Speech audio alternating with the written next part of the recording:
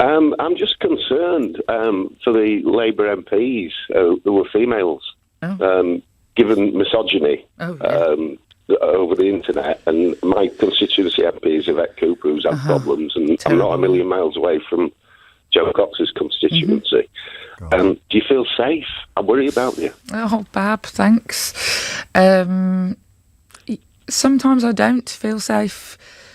I think all politicians would probably answer the question the same, but for women politicians, it has been a much harder couple of years in the sort of atmosphere of politics.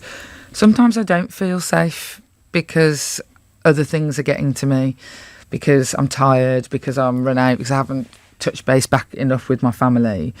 And all of those things, along with a huge amount of abuse that you might suffer, and not just abuse, I'm talking about direct threats to my life.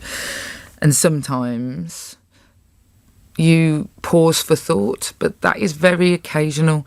And actually, the attacks that I suffer, especially misogynistic attacks, I have learnt to turn them into fuel to get me up, and learnt to... I'm much more scared of people like me bowing down to abuse. I'm much more scared that if I bowed down, what kind of future my kids would have. If you stand up to these things, if people stand up and keep on going, we have a chance of changing the dial and changing the future.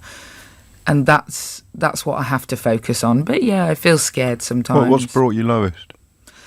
I mean, Jo being murdered, nothing, I'm never, ever, ever going to, nothing in politics. It doesn't matter how awful things might get for me throughout this leadership, no matter what gets thrown at me, nothing is ever going to be like the moment that hearing that Jo had been murdered. Nothing will ever compare in the emotion that you feel, not just for your friend, for your colleague, for her family that you know, but the immediate sense that our democracy and yourself is now under threat and that your life will never be the same again. Don't feel that you have to answer this question, but how do you have these conversations with your own children? I rarely have them with sort of deep feelings, deep and meaningful feelings. We have incidental conversations. But my children have said to me, certainly after Jo was murdered, they said they didn't want me to carry on, and they didn't think it was worth it, to which I told them that I thought it was. And again, I say to them, if people like me go away, then what future is there for our country if we're allowing fear to control our politics? But also, I have to have conversations with them about risk management in their own lives, things that they can and can't do. And that is annoying because they're conscripts. My kids didn't ask for any of this. They're conscripts to this life.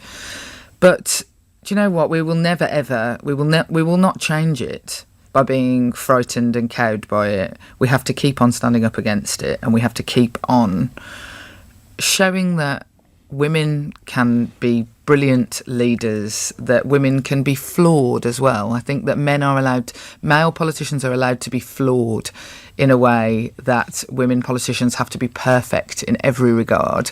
Otherwise, their clothes will be criticised. My fringe, the level of criticism waged at my fringe that I have seen. So what they're saying about you on Twitter today, James, I have had whole days where my hair was trending. Good grief. Oh, well, now I feel inadequate.